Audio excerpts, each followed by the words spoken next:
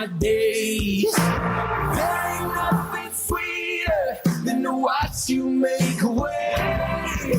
You fought me through the valley, but you never steered me wrong. So lead on, good shepherd, lead on. Hello, everyone, and welcome to the For His Namesake podcast, where we talk about leadership skills for this generation they can use not only in their church, school, and community, but most importantly, their entire Christian walk. And so today, joining us through Zoom, we have Pastor Baer, pastor at Cramerton Church in Cramerton, North Carolina, my hometown, home church, home school.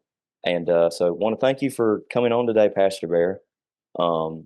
And so just to tell everybody who you are, just tell them a little bit about yourself. Hey, Casey, it's good to be here. Thank you for this invitation and appreciate the opportunity to share a little bit today. Yeah, so my name is Josh Baer, and I'm at Cramerton Church, Cramerton Free Will Baptist Church, just outside of Charlotte. I've been here for 20 years, and I started out as the associate pastor.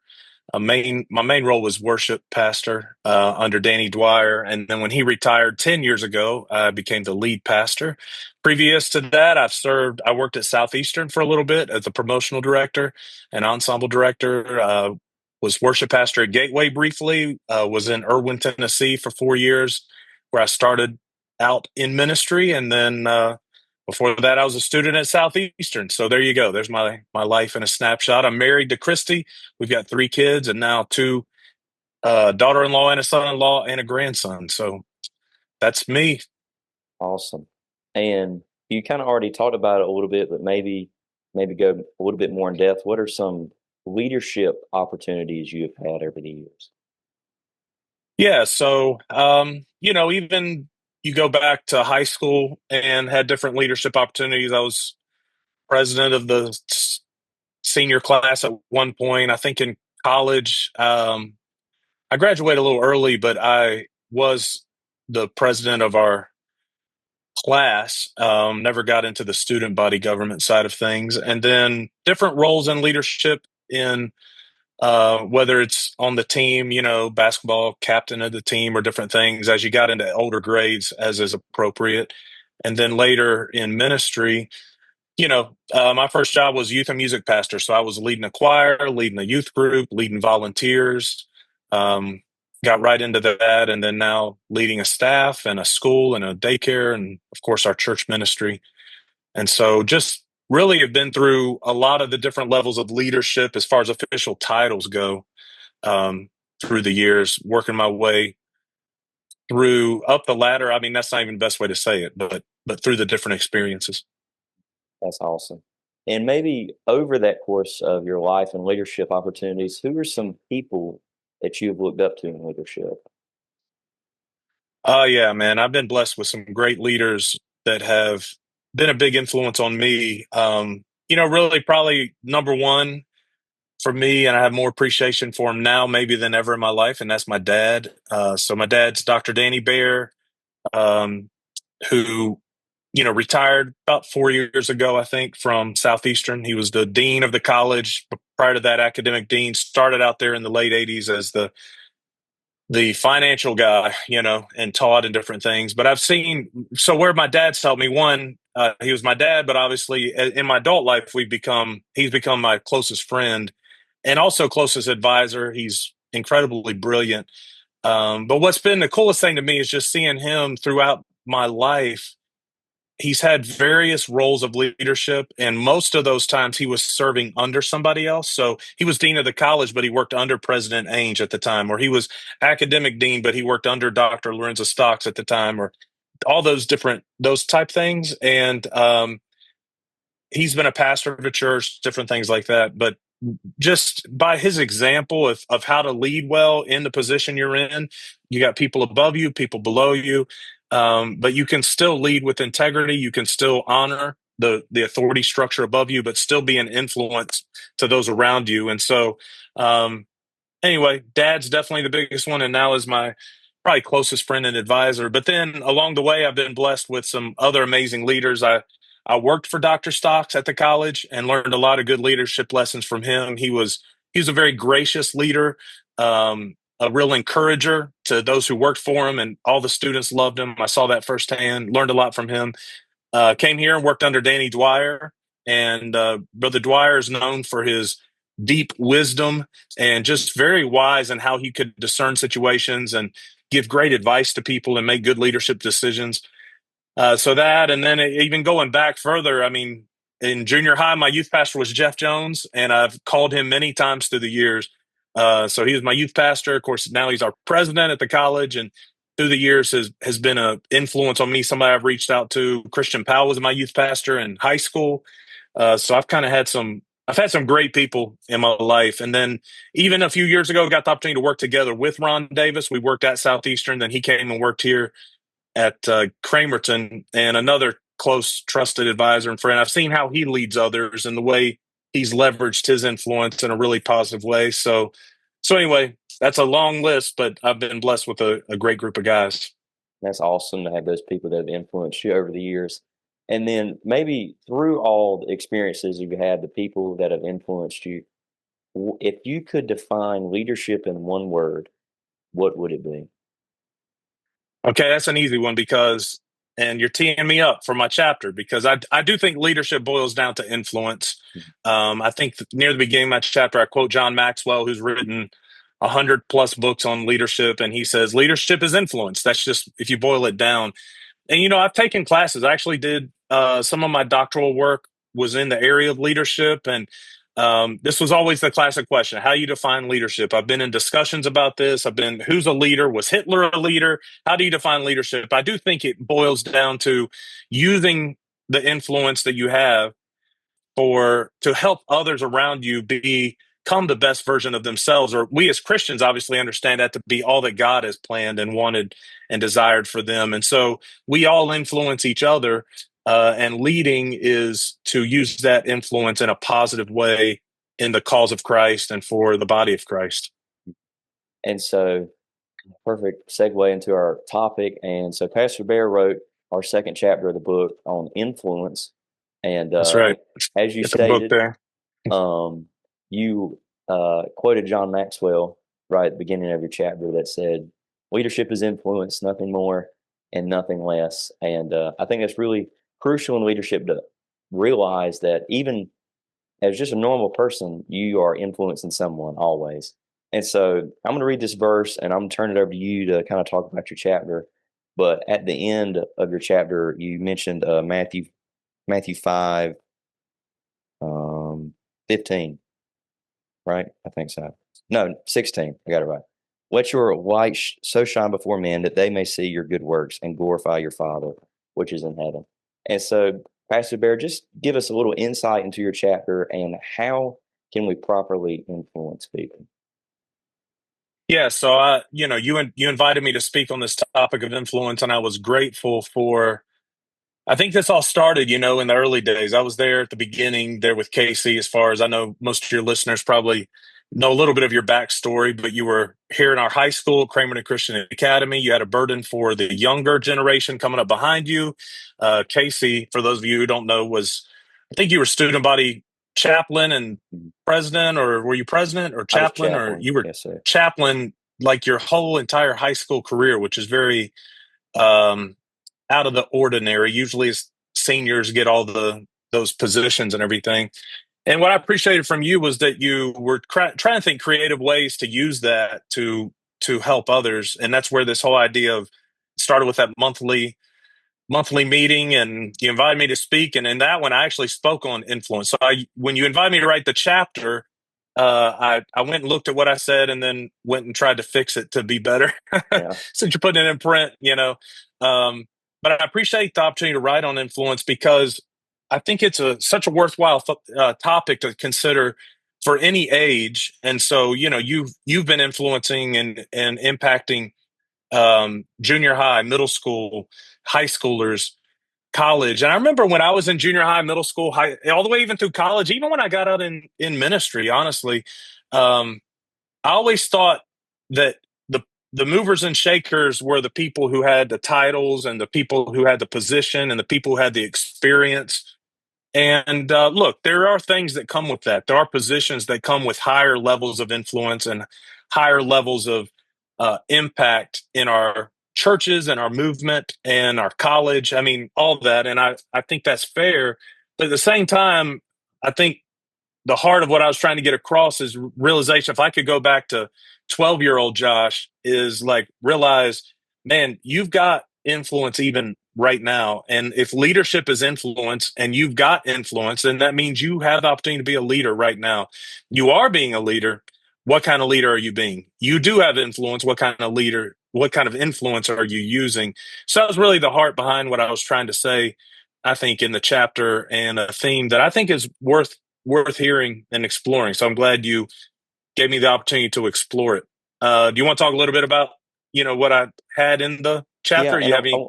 kind of to second your thought and ask this question about influence, like you're saying, like we all have influence. And in your chapter, you kind of talked about how do we be the right influence. So the Right. question is like, how can we be the appropriate influence to others? Yeah. So, then it's just a real gut check to realize that if I am influencing those around me, so everybody has a circle of influence. I referenced that in the chapter. And so you say, okay, my circle is so small, but you're influencing somebody, and that somebody has got an eternal soul, and you're either helping them become well, truth is, I guess even when we're in the wrong, we help people become who Christ wants them to be, because they may learn from our bad example. But ideally, we're the right kind of example. I think I quoted, where Paul is saying to Timothy, look, be an example to believers. Just because you're young doesn't mean that you get to use the get out of good decision card, because I'm just so young and I'm almost so my wild oats, I'm going to do whatever. He's saying, no, even right now, you can be an example to those older than you. You can be an example to all generations. If you do the right thing, you follow the Lord, you love the Lord, which then you understand your place in the Lord, the gospel. And then, man, that can then lead into so many wonderful things if you become grounded in your faith and walk with the Lord, and then lead by example. And so leading by example isn't, hey, I'm going to earn my salvation, or I'm going to earn my place because I'm Mr. Goody Two Shoes. But I think understanding our place in the gospel and really living that out and having the joy and peace. That's what I look back when I was your age and younger. There was so much. I mean, you're just like, where's my place in this societal structure, or this community that I'm a part of, whether it's college or all that. And I mean, I see that even now. I mean, like we all kind of are like jockeying for position, and it's who can be the leader and all this. I think that's where I end the chapter is Jesus is saying, hey, he says to his disciples, you guys got it all wrong. You're fighting for the position, and the greatest position is to be a servant.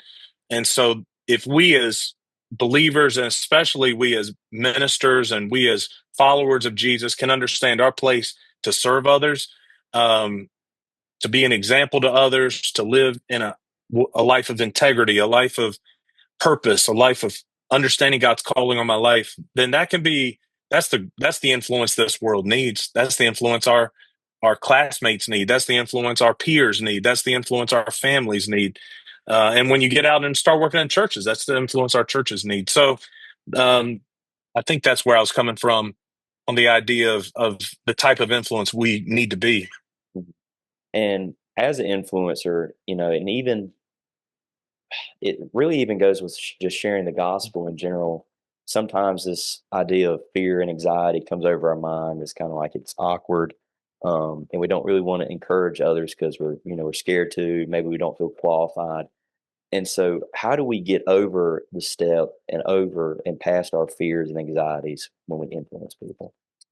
That's a great question. So yeah, the section in the chapter about being an encouragement, um, being an example, being an encouragement. So okay, I keep hearkening back to my days as a teenager, but a lot of my thoughts were wrapped up in me.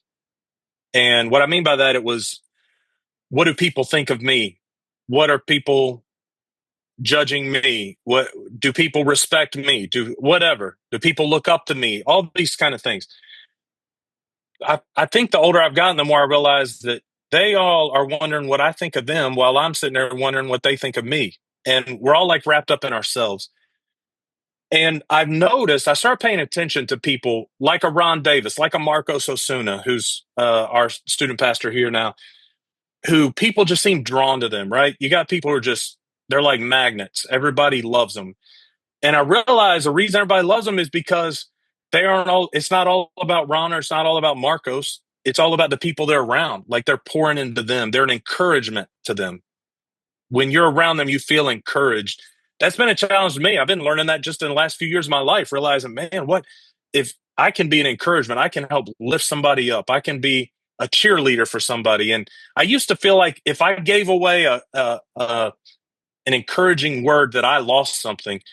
Actually, when I give away an encouraging word, we both gain something because there's a bond there. I'm not talking about being fake or um, you know, disingenuous or anything like that. But if we'll look for honest ways to encourage, praise one another, pray for one another, cheer for one another, man, there's opportunities all around us, and it's a great way to be a blessing and an influence, and to gain some. I mean, credibility, and it's not about gaining the credibility. It truly is about lifting others up, which should be the ultimate goal of our leadership and influence anyway, is to help lift others up towards what God's called them to be. So even just as simple as seeing that, or of course, I keep saying these videos talking about how to connect with people or whatever. It's like, man, one of the most powerful things you can do is say, "Hey, I was just thinking of you," and if you think of somebody, send them a text or say a prayer and then say, "Hey, I just thought of you and prayed for you. I hope you're doing well today," or things like that. It's just all these connections of stopping thinking so much about yourself. I spent so much of my life wrapped up in my my facade. What do people think of me? And I think Jesus is saying there's something way better than that, and just live your life serving others and caring about others and pouring into others. Mhm. And I think, so often, like you've said, like we focus everything around ourselves. Like, what can I get out of this? How will this make me look? What will people think about me? Will this affect my future or my present? But even like part of our whole slogan is that it's not about us, it's about him. And I think it's the I love same it. same for, Absolutely. going one on one with somebody. Don't make it about yourself. Like when you're having a one on one time with somebody, make it about the other person, because Right. I'm sure people didn't come to you to just hear all about you. I think they want some help in their life. And so I think always we need to be considerate of other people, but always learn through every conversation we have, because I think our number one goal as Christians is to give God all the glory. That should be our number one goal. Absolutely. And Right. so whether that's on a one-on-one conversation or you're talking to an entire group, always give glory to God. And I think if you do that first, you shouldn't have any fear or anxiety when you talk about Christ. And so, Yeah, Ed, that's a good point. You're tying it back. I didn't tie it back very well. Your question originally was about anxiety, mhm, and most of the anxiety comes when we're self-focused. And yeah, so when I'm more concerned about how I can be a blessing to you, how I can encourage you, how I can help you, then it's amazing how the anxiety and even the social anxiety, like, oh, do I have a right to say anything to this person? Well, if you have something to say good and something encouraging, then absolutely you have a, everybody welcomes that. So yeah, it's a good point of connecting why that helps overcome our anxiety. right. And kind of one of the last things you talked about in the chapter, how you closed out, you quoted Clay Scroggins. Yep. And I remember reading this book when I did my internship at Yeah. Cramerton. I had to read this book, and it was a really good book. Um, but you said that, and he said that practice leading through influence when you're not in charge, and it's the key to leading well when you are in charge. And so, and we kind of talked a little bit about it, but how do we properly lead when we are not the one in charge? Yeah. So this is where I learned a lot of good lessons. I said earlier from my dad, I saw him lead most of his life serving under somebody else. When whether it was Dale Burden at Gateway when dad was his associate and head of school under him, or at the college, he worked with multiple presidents. He came under Billy Bevan and then worked under Lorenzo Stocks and Nate Ainge, serving in all these different roles. and it's challenged me. Most of my life I've spent serving under somebody. And the truth is, you're always serving under somebody else's authority. Ultimately, obviously, we all serve Christ. But then, if you're a pastor of a church, you have a whole church full of people who, in our congregational churches, have the ultimate authority under Christ. If you're a business owner, you have 1,000 people that you try to serve that are actually calling the shots for you. So we all have to figure that out. And the challenge is to realize I need to be a good follower to be a good leader. Dad and I've talked about this a lot. Like I think there's an essence of, can you follow with integrity, honor and respect the person that's in authority over you? And even when you disagree with them, can you do that? And can you honor them to others even when you disagree with them? Um, can you treat them the way you want your employees one day to treat you?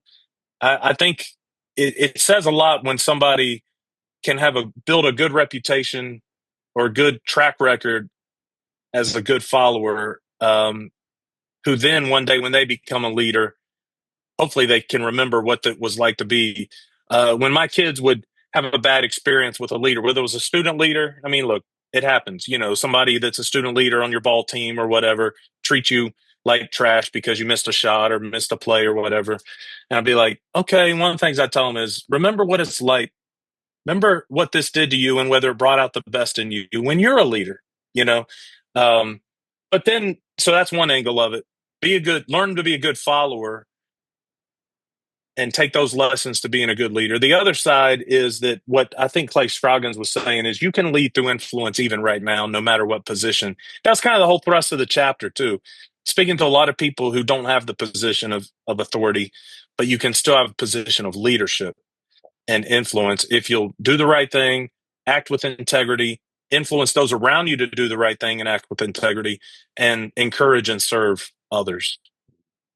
And that's great, because like you said, like a lot of people that are reading this, I mean, we don't really have the position yet, and maybe we're looking for it, but like, and as well that teens today are not the leaders of tomorrow, but they're leaders today, and they can Sure. practice what they're learning not only through this, but through their mentors and through the Bible, how they can be a leader, better leader when they get to that part of their life.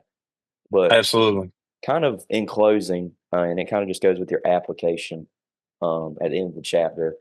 What are some practical ways that we can start influencing people today? So start thinking of others. Stop being wrapped up in yourself. So think of others. Obviously, walk with the Lord. I mean, I do believe that the best thing you can do for whatever role you find yourself in, whether it's as a husband, that's where I'm at. You're not there, Casey, right? One Never. day, maybe Okay. if the Okay. Lord leads. Okay. Or whether it's as serving on a pastoral staff, but it can also be if I'm just a student in 8th grade in my school, whether I have a official title or not. Like the most powerful thing I can do for whatever role I'm in right now is to truly understand the gospel, truly walk in the Spirit, keep in step with the Spirit, like the Bible talks about, and be growing in my own spiritual life. So that's kind of foundational, because then it can flow out of that. And then the practical thing is to just train yourself to be thinking of others instead of, so, I mean, literally, I can remember when I was your age and younger and older. And I mean, I'm ashamed to say it, but literally just everywhere I went almost thinking, what are people thinking of me right now? How do I look? Is everything right? They aren't giving me the time of day. And even if they are, they forgot about me 2 seconds after they moved on. Like, retraining your brain to consider others and honor preferring one another. Let each esteem the other better than himself, and wash somebody's feet. Like, go out of your way to look for ways. How can I be an encouragement? How can I look for others?